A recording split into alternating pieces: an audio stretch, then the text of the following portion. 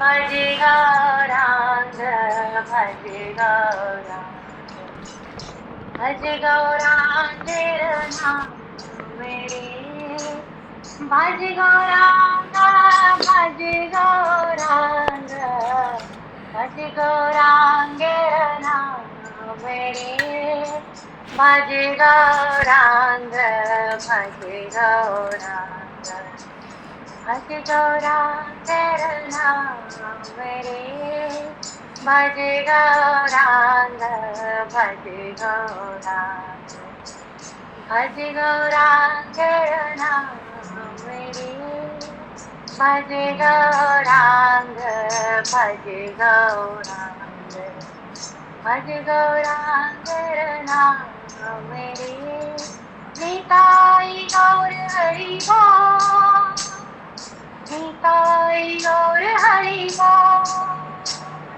निताई गौर हरि बोल निताई गौर हरि बोल निताई गौर हरि बोल। बोलिए श्री गौरांग महाप्रभु की जय। भक्तवत्सल भगवान की जय। प्रणाम जय श्री सर्वेश्वर पूर्ण परात्पर ब्रह्म असंख्य कल्याण गुण मिले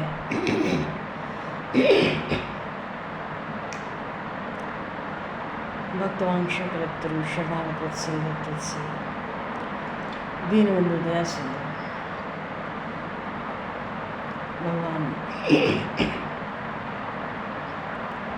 श्री सीताराम जी महाराज की असीम कृपा करना से श्री हनुमान जी महाराज के ब्रह्म पावन भावना समिधि में महापुरुषों की भावों की स्थिति में एवं आप सभी श्रद्धालु भक्त वैष्णव की मंगल समिधि में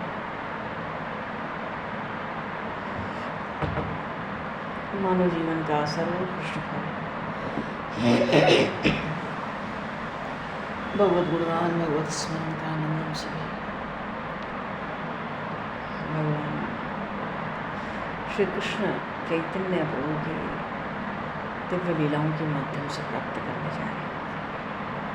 सर्वप्रथम आप सभी भक्तजनों को श्री चरणों भगवत भाव से सादर वंदन सादर नमन। आप सभी को यथायोग्य जय सियाराम जय जय श्री राधे हरि शरण जय श्री जय सियाराम जय जय श्री राम हरि जय श्री राम जय जय श्री राम हरि शरणम राधे जय श्री राधे जय जय श्री राधे राधे जय श्री राम जय जय श्री राधे हरि शरण प्रणाम महाराज। जय श्री राम जय जय श्री राम। बरापीडम नडवर बपु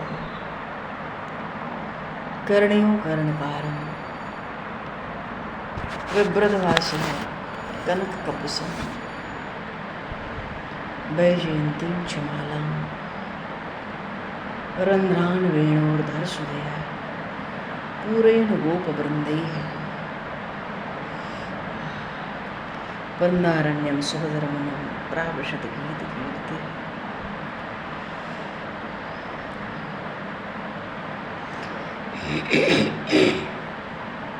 बोली श्री चैतन्य महाप्रभु की जय। पूर्व प्रसंग में श्री हरिदास जी महाराज और श्री नित्यानंद प्रभु के द्वारा नवद्वीप के घर घर में मोहल्ले मोहल्ले में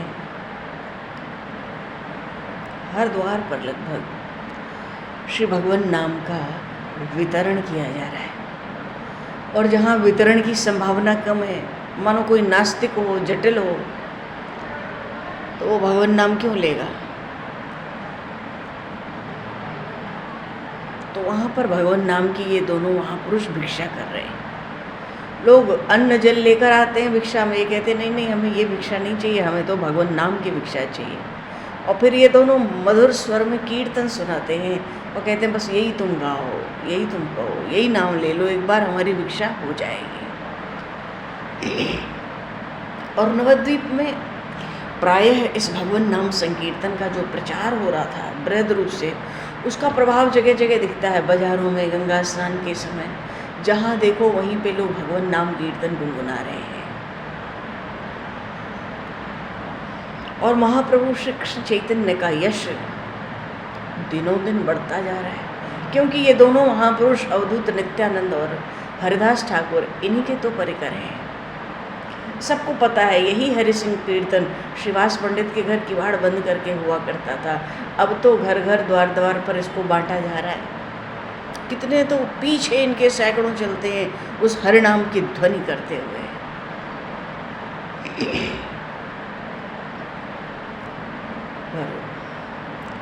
हरिदास जी के बहुत मना करने पर भी, निवेदन करने पर भी पूर्व प्रसंग में अवधूत नित्यानंद जी ने, वस्तुतः नित्यानंद जी ने मन में ही इन जगाई और मधाई, जिनका नाम जगन्नाथ और माधव है, हैं तो ब्राह्मण कुमार, पर देवताओं से इनका द्वेष है, वैदिक कर्मों से इनका द्वेष है, गौओं से, ब्राह्मणों से, साधु महात्माओं से, विशेष कोई रूप से साधु दिख जाए तो, और धार्मिक कर्मों से, धर्म तो जानते ही नहीं क्या होता है, कि चिड़िया का नाम है धर्म, और बड़े नास्तिक हैं तो भगवान से भी तो द्वेष हो गया इनका। ब्राह्मण होके नित्य प्रति मांस का आहार, और इनके क्रूरता की, इनके हिंसा की, और कोई क्रूरतम कर्म नहीं है जिसको ये अनेकों अनेकों बार न कर चुके हों। और हैं तो कोतवाल, पर अपने को बादशाह से कम नहीं समझते। लोग थर थर काँपते हैं। जब मार्ग में इनको मिल नहीं गए थे, नित्यानंद जी को दिख गए थे, और पूछा तो पता चला कि भाई ये तो ऐसे ऐसे कर्म करने वाले हैं, आप लोग बगल से निकल जाओ, अगर इनकी दृष्टि भी पड़ गई तो आपकी खैर नहीं होगी। तो महापुरुष हैं, उन्होंने इनके उद्धार का संकल्प तो तभी कर लिया। अरे जो कीर्तन भजन सत्संग करते हैं वो भगवान नाम का कीर्तन करें, इसमें कौन सी बड़ी बात है। नित्यानंद जी को लगता है ऐसों को नाम का आश्रय देना चाहिए। हरदास जी ने बहुत मना किया, पर नित्यानंद जी चंचल भी तो हैं, हठ भी कर लेते हैं बालकों की तरह। मानो भैया क्यों आफत सिर पर मोल ली जाए। नित्यानंद जी कहते हैं प्रभु की आज्ञा है, पात्र अपात्र का विचार मत करो। हरदास जी कहते हैं अरे वहीं क्यों जाएं, आ बैल मुझे मार। वृद्धावस्था भी तो है हरिदास जी की, और ये तो वही नए युवा, पतले लंबे, वही हुआ। जब लगा मरने की नौबत आएगी तो दोनों भागे, और ऐसा भागे कि भाई हरिदास जी इतना थोड़ी दौड़ पाएंगे इस अवस्था में। नित्यानंद जी उनका हाथ पकड़कर घसीटते हुए दौड़ रहे हैं। और जब सारा वृत्तांत महाप्रभु को सुनाया, रोज का सुनाना पड़ता था वृत्तांत, आज हरिनाम प्रचार, श्री भगवान नाम संकीर्तन नवद्वीप में कहाँ कहाँ और किस प्रकार हुआ। हरिदास जी ने तो कह दिया प्रभु इनके साथ बड़ा कठिन पड़ता है हरिनाम संकीर्तन का प्रचार करने में। आज की ऐसी ऐसी बात है। प्रभु ने प्रेम को छिपाते हुए नित्यानंद जी को थोड़ा सा फटकारा भी, भाई हरिदास जी बड़े हैं, मना करते हैं, तो तुम उन्हीं जगाई मधाई के पास क्यों जाते हो। पर प्रभु समझ गए कि इतने बड़े महापुरुष हैं अवधूत नित्यानंद, अरे भगवान साक्षात भगवान शेष, भगवान अनंत के अवतार हैं। तो जब इतने बड़े महापुरुष ने उन दुष्टों के उद्धार का, कल्याण का संकल्प कर लिया है,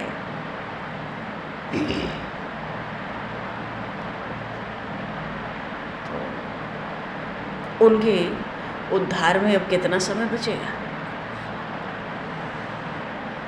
महाप्रभु भीतर से तो प्रसन्न है।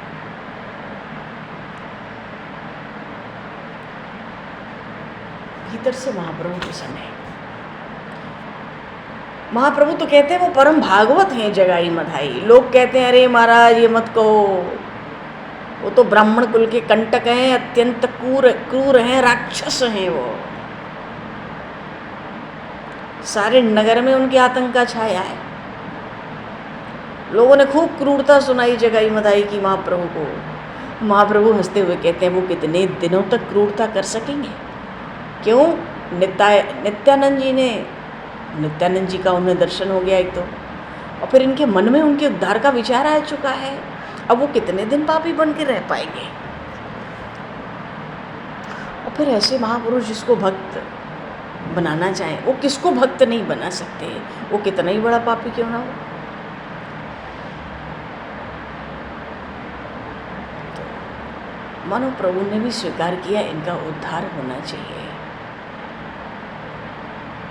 जो महापुरुष होते हैं, विशुद्ध भक्त और संत होते हैं, उनके भीतर जीव मात्र के कल्याण की बड़ी ऊंची भावना होती है। क्योंकि जीव की दशा जो भवसिंधु में है, माया में पड़कर है, और जो ऐसा अत्यंत दुर्लभ मनुष्य शरीर अब भगवान ने दे रखा है, और इसमें जो आयु दे रखी है समय के रूप में, इन दोनों का दुर्लभ संयोग होने पर भी महापुरुष सोचते हैं जीव परमात्मा की प्राप्ति क्यों नहीं करता। सर्वभूत हिते रताः। इसलिए महापुरुष, भगवान भी कहते हैं श्रीमद् भगवद गीता जी में, अपने ऊपर संकट सहकर भी दूसरे जीवों का कल्याण करते हैं, उनके उद्धार की कामना कर लेते हैं।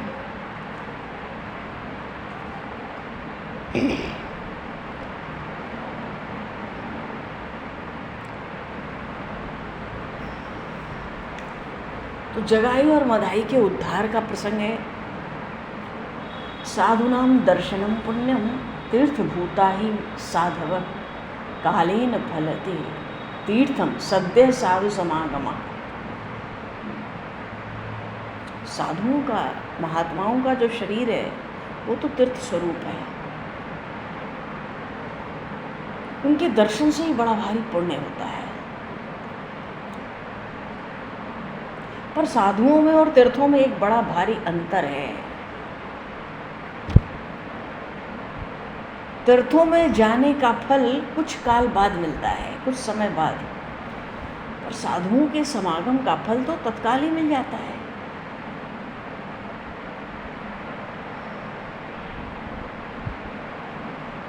इसलिए सच्चे साधुओं का सत्संग तो बहुत दूर की बात है, उनका दर्शन ही करोड़ों तीर्थों से बढ़कर होता है। कालीन फलते तीर्थम सद्य साधु समागम, और तत्काल फल होता है। और इनका हृदय बड़ा कोमल होता है। महापुरुष सभी प्राणियों को बड़े प्रेम की दृष्टि से देखते हैं, क्योंकि उनकी बुद्धि किसी भी प्रकार की घृणा और द्वेष से मलिन नहीं है। परोपकार उनका व्यसन बन चुका है। तो ऐसे लक्षण जिन साधुओं में होते हैं, वो सच्चे हृदय से किसी घोर पापी से पापी का भी कल्याण चाहें तो उसको धर्मात्मा बना दें, शंका की कोई बात नहीं है। महापुरुषों की, महात्माओं की जो स्वाभाविक इच्छा होती है ना, वो अमोघ होती है। प्रसन्नता से किसी को देख भर लें, उसी समय उसका बेड़ा पार। और कोई खोटी बुद्धि से साधुओं का संग करे तो भी व्यर्थ नहीं हो सकता, वो संग व्यर्थ नहीं हो सकता। अरे देखा गया है, जो साधुओं से द्वेष रखते थे उनका भी कल्याण होता है।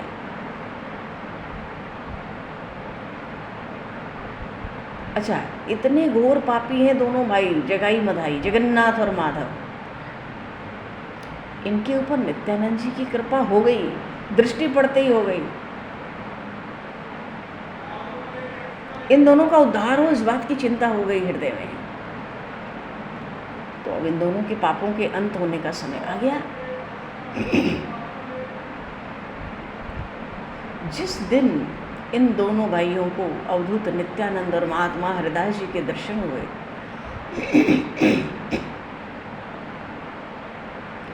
उसी दिन से इनके शुभ दिनों का श्री गणेश हो गया, मान लो।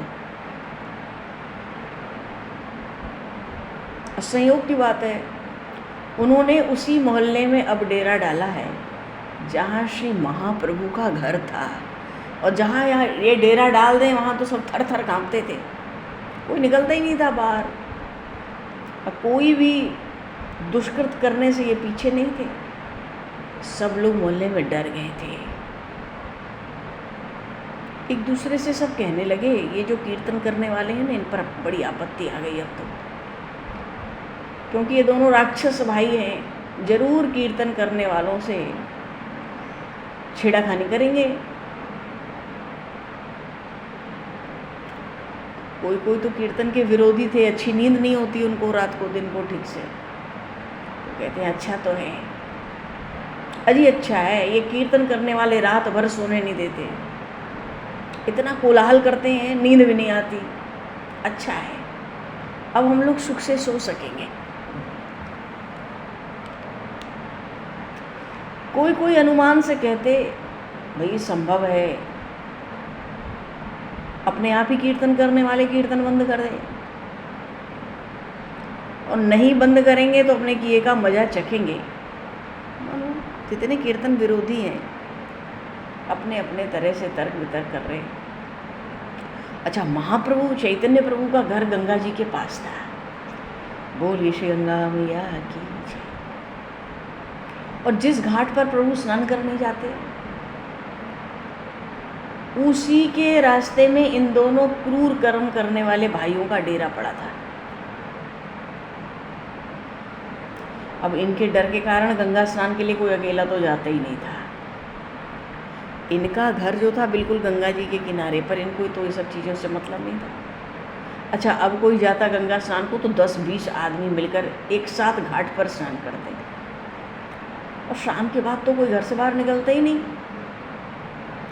शाम के बाद क्यों नहीं निकलता है? शाम के बाद ये दोनों भाई नशे में उन्मत्त इधर उधर घूम रहे हैं, जिसको पाएंगे उसी पे प्रहार कर देंगे। तो जैसे शाम होती है तो पक्षी अपने अपने घोंसले में घुस जाते हैं, वैसे ही शाम होते होते सब अपने घरों में घुस जाते हैं, सुबह निकलते हैं। मानो सूर्यास्त के बाद तो भूलकर भी कोई बाहर नहीं जाता। इनकी क्रूरता से लोग इतना परिचित थे। शाम को तो नियमित रूप से भक्त संकीर्तन करते थे, कभी कभी रात भर। तो इन दोनों के डेरा डालने पर भी संकीर्तन ज्यों का त्यों होता रहा। रात को सब इकट्ठे होते भक्त, और उसी स्वर लय ताल ध्वनि से मृदंग कलताल मजीरे बजाते हुए भगवान के सुमधुर नामों का संकीर्तन होने लगा।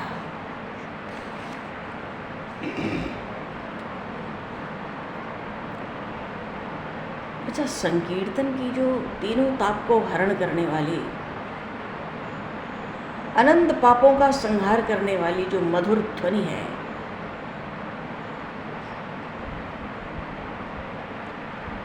दोनों भाइयों के भी कान में पड़ी। पर ये तो मदरा के मद में चूर, जब सुना तो और उन्मत्त हो गए। गर्मी का दिन था, बाहर अपने पलंग पे पड़े हैं,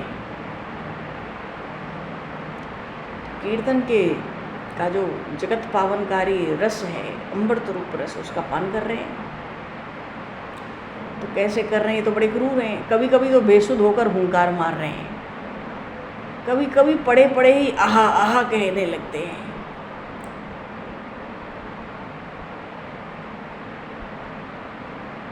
कभी कभी भाव के आवेश में आ जाए तो भाई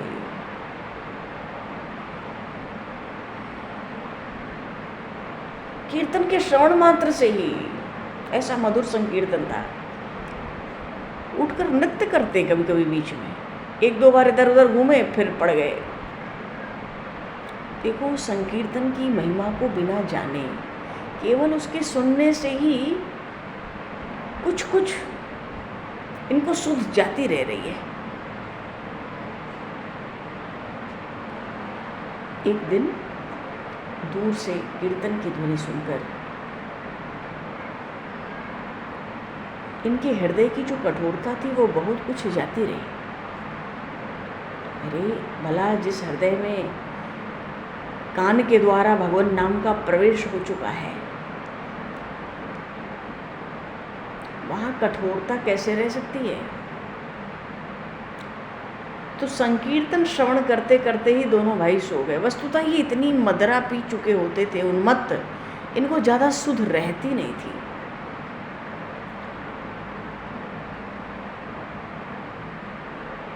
जब सुबह जगे तो इन्होंने भक्तों को गंगा घाट की ओर गंगा स्नान के लिए निमित्त जाते हुए देखा। महाप्रभु भी उधर से ही जा रहे थे और ये सब इन्होंने पहले से सुन रखा था कि ये जो चैतन्य प्रभु हैं यही संकीर्तन के जीवन दाता है।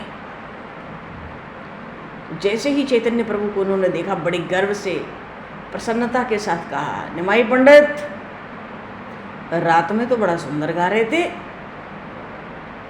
क्या तुम मंगल चंडी के गीत गा रहे थे? एक दिन अपने सभी साथियों के साथ हमारे यहाँ भी गान करो और तुम जो जो सामग्री बताओगे हम सब मंगा देंगे। एक दिन हमारे यहाँ भी जरूर चंडी मंगल होना चाहिए। हमें तो तुम्हारे गीत बड़े भले मालूम पड़ते हैं। अब देखो भगवान नाम संकीर्तन का कैसा विलक्षण प्रभाव है।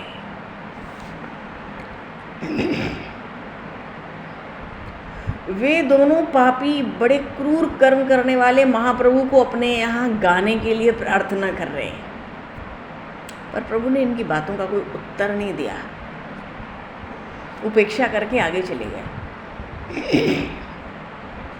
तीसरा पहर हुआ, सब भक्त गौरांग प्रभु के घर इकट्ठे हुए। सबने प्रभु से प्रार्थना की, प्रभु अब इन दोनों भाइयों का अवश्य उद्धार होना चाहिए और इनका उद्धार हो इसके लिए बड़ा सुंदर अवसर है। तभी लोगों को संकीर्तन का महत्व मालूम पड़ेगा और आपका जो पतित पावन दीनबंधु नाम है वो सार्थक हो सकेगा।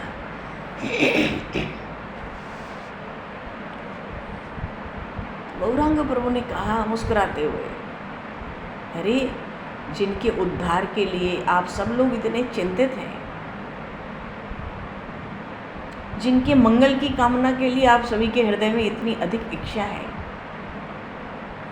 उनका तो अब उद्धार हुआ ही समझो। अब उनके उद्धार में क्या देरी है?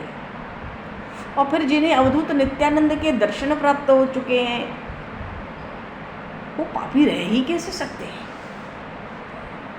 उनका दर्शन कभी व्यर्थ नहीं जाता, वे ही इनका कल्याण करेंगे, अवश्य करेंगे। सब भक्त अपने अपने घर चले गए बात सुनकर। यह एक दिन रात के समय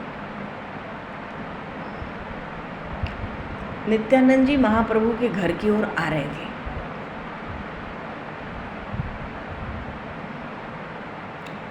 और नित्यानंद जी जानबूझकर केवल इन दोनों भाइयों के उद्धार के लिए, क्योंकि उसी रास्ते में ये डेरा डाले थे, रात को उधर से आने की बात सोचे। तो धीरे धीरे नित्यानंद जी भगवान के नाम का उच्चारण करते हुए इनके डेरे के सामने से ही होकर निकले जानबूझकर। रात हो रही है, अकेले हैं, महाप्रभु के घर जा रहे हैं। अब रात थी तो दोनों मदरा के नशे में चूर बैठे हुए थे। और भैया जब नित्यानंद जी को रात में उधर से जाते देखा, इन्हीं को तो दौड़ाया था फटकार लगा के 2 दिन पहले 3 दिन पहले। अब जब रात को जाते देखा तो आंखें लाल लाल किए। अब मदरा की बेहोशी में जो मधाई था पूछा, कौन जा रहा है?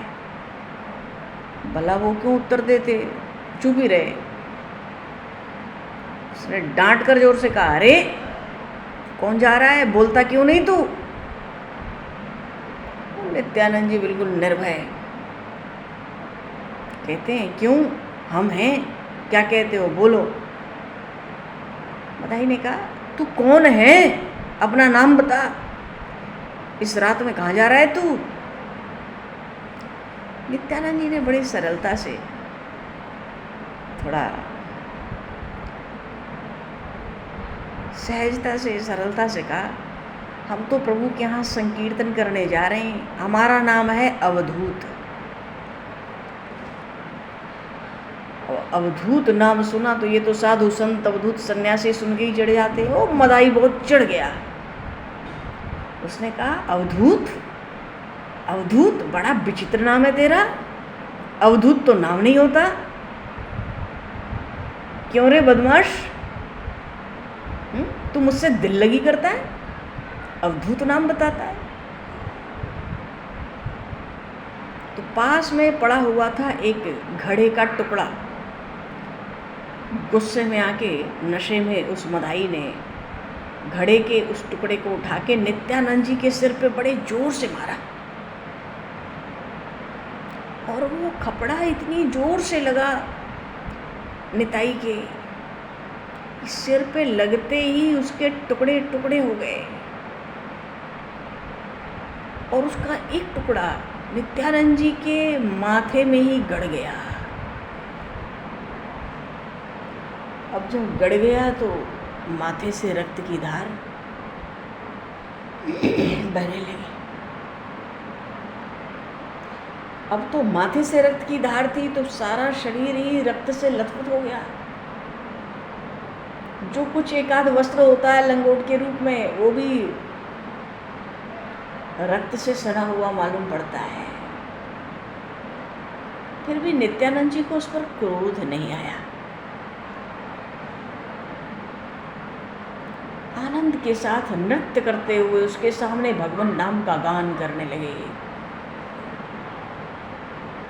और इनके ऊपर दया दिखाते हुए रो रो कर प्रभु से प्रार्थना करने लगे, प्रभु इस शरीर में जो आघात हुआ है उसे मुझे कुछ भी चिंता नहीं है, किंतु इन ब्राह्मण कुमारों की ऐसी दुर्दशा अब मुझसे नहीं देखी जाती। इनकी ऐसी स्थिति देखकर स्मरण, इनकी ऐसी दयनीय दशा देखकर क्या स्मरण मात्र से मेरा हृदय फटा जाता है। हे दयालु, हे कृपालु, अब आप इनकी रक्षा करो, इनके उद्धार का उपाय बता दो इनको। अब नित्यानंद जी तो बड़े प्रेम से नृत्य कर रहे हैं भगवान नाम का गा गा के। मदाई और अधिक चढ़ गया देख देख के कि इसको इतना रक्त चल रहा है, रक्त में स्नान कर रहा है, फिर भी प्रेम से नृत्य कर रहा है। दूसरी बार प्रहार करने के लिए फिर उद्यत हुआ। जगाई जो था वो बीच में इसको रोक देता है मदाई को, भाई रुक जा। अच्छा, मदाई की अपेक्षा जो जगाई था उसमें कुछ कोमल प्रकृति थी, थोड़ी दया भी थी उसमें। उसको नित्यानंद की दशा पर दया है। क्यों, सामान्य तो दिख नहीं रहा है जो भी है, ऐसे ही बिना वस्त्र का शरीर है इसका, और देखो इतना रक्त जाने पर भी नृत्य कर रहा है, गान कर रहा है। आज तक ऐसा कोई मिला था, हमने क्या देखा है कभी? अरे रहने दे। उसको थोड़ी दया सी आई, और फिर वो ये भी कहता है मदाई से कि देखो तूने इस पर प्रहार किया, फिर भी ये क्रोध नहीं करता। क्रोध तो छोड़, बड़े आनंद से नृत्य कर रहा है। और जिसने अपराध किया इसका, जैसे तूने इसका अपराध किया, तेरे कल्याण के लिए प्रार्थना कर रहा है किसी से। ये सब देखकर जो जगाई था उसका हृदय पसीज गया। उसने मदाई को रोक दिया कि तुम ये क्या कर रहे हो? एक सन्यासी को बिना जाने पूछे मार रहे हो, ये अच्छी बात नहीं है। जबकि ये सन्यासी भक्तों को, ऐसों को देख के तो इतना चिढ़ जाते थे, इतना चिढ़ जाते थे। अब वो मदाई तो भैया लाल लाल आंख करके चारों ओर देख रहा है। वो कहता है ये अपना सीधी तरह से नाम गांव नहीं बताता। सरलता से जगाई ने कहा, देखो अब एक तो सन्यासी है, ऊपर से परदेसी है, और क्या नाम गांव बताएगा? देखते नहीं हो अवधूत है, किसी तरह से एक कॉपिन टिकी है इसके शरीर पर, मांग कर खाता फिरता होगा, इधर उधर पड़ा रहता होगा, तरह तरह से जगाई ने समझाया, थोड़ा शांत हुआ मधाई। तो दूसरी बार उसने प्रहार नहीं किया नित्यानंद जी पर। और नित्यानंद जी महाराज आनंद में उन्मत्त होकर नृत्य कर रहे थे। माथे से तो रक्त का पनाला चल रहा था। वहां जो नीचे धरती थी पृथ्वी, वो भी रक्त से भींग गई थी। तो कुछ लोगों ने जल्दी से जाके ये संवाद, ये बात, ये घटना महाप्रभु को सुना दी। और उस समय रात का समय था, महाप्रभु भक्तों के साथ कीर्तन आरंभ करने ही वाले थे। और जब उन्होंने सुना कि नित्यानंद पे प्रहार किया, उनको रक्त चल रहा है, ये सुन के चैतन्य प्रभु रह नहीं सके। क्यों? नित्यानंद जी को प्राणों से भी अधिक प्यार करते थे। नित्यानंद जी की विपत्ति का समाचार सुन के एकदम उठ पड़े और दौड़ते हुए महाप्रभु उस घटना स्थल पर आए। और पीछे पीछे भैया सब भक्त आए,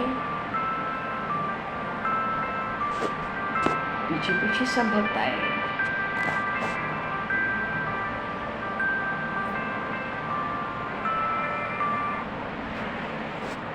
महाप्रभु दौड़ रहे हैं तो भक्त दौड़ेंगे ही। दौड़ते हुए रात के समय महाप्रभु आए। कीर्तन अभी आरंभ नहीं हुआ था वहां।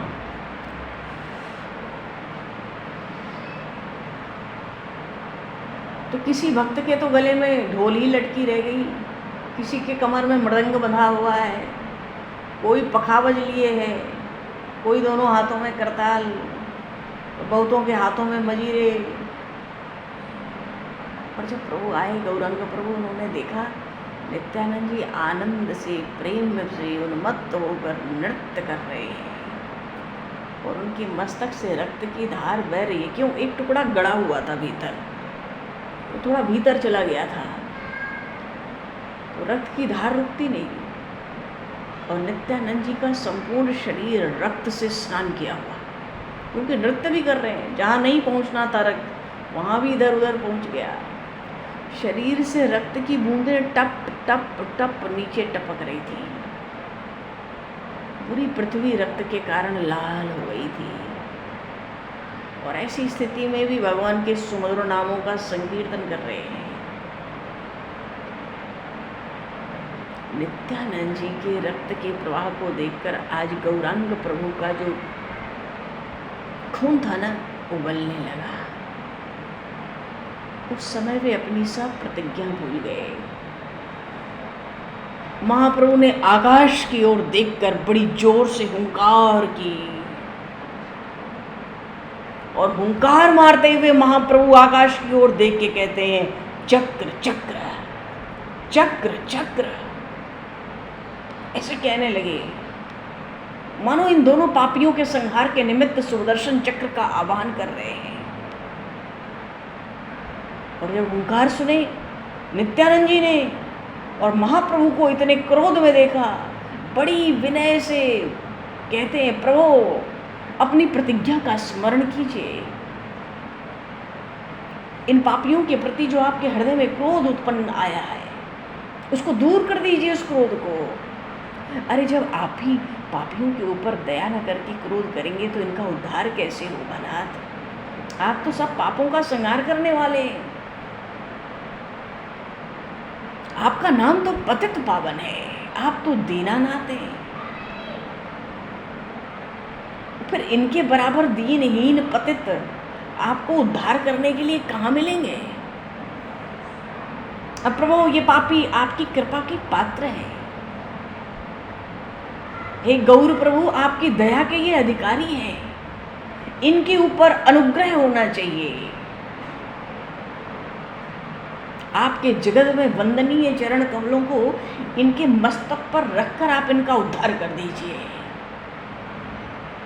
जोर जोर से प्रार्थना कर रहे हैं नित्यानंद जी महाराज।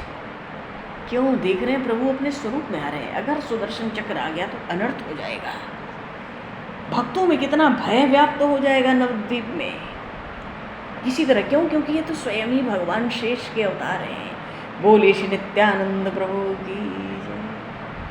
किसी तरह प्रभु को संभाल लिया उस क्रोध में।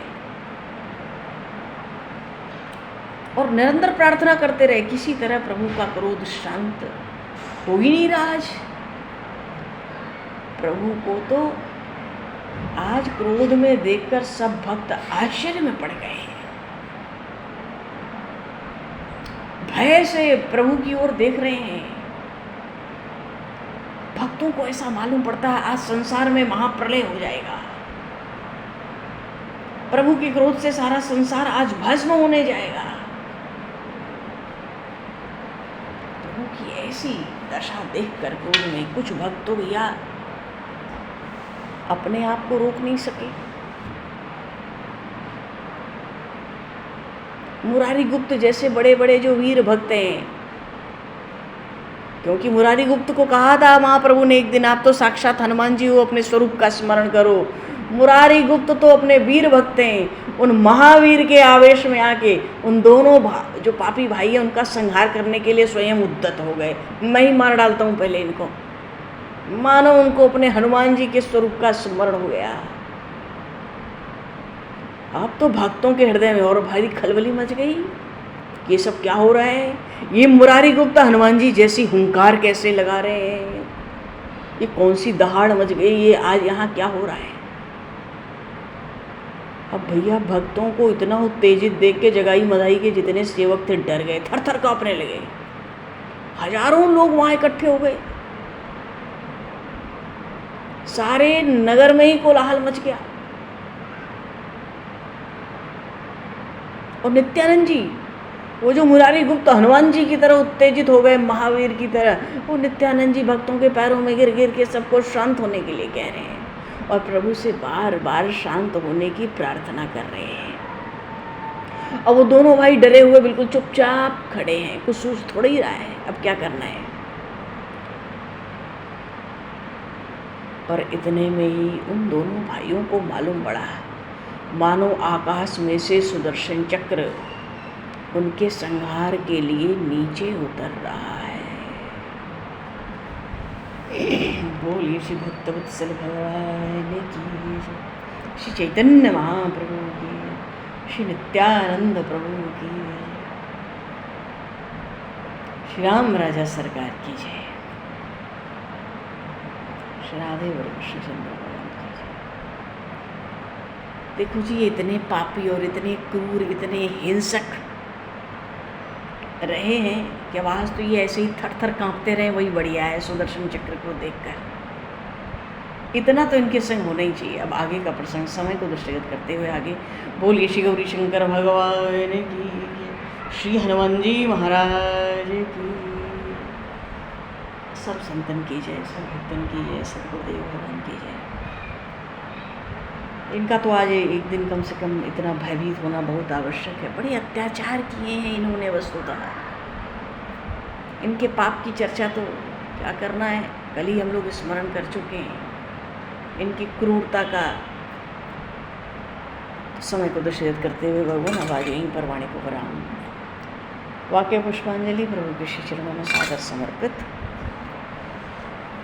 और आप सभी को भी यथायोग्य जय श्री राम, जय जय श्री राम, हरि श्री राम, जय श्री राम, जय जय श्री राम, जय राम, जय जय श्री राम, हरि राम, जय राधे, जय श्री राम, राधे राधे, जय श्री राम, जय जय श्री राम, राधे राधे, हरि शरणम, जय श्री राम, जय श्री राधे, हरि शरणम, प्रणाम हरि, जय श्री राम, राधे राधे।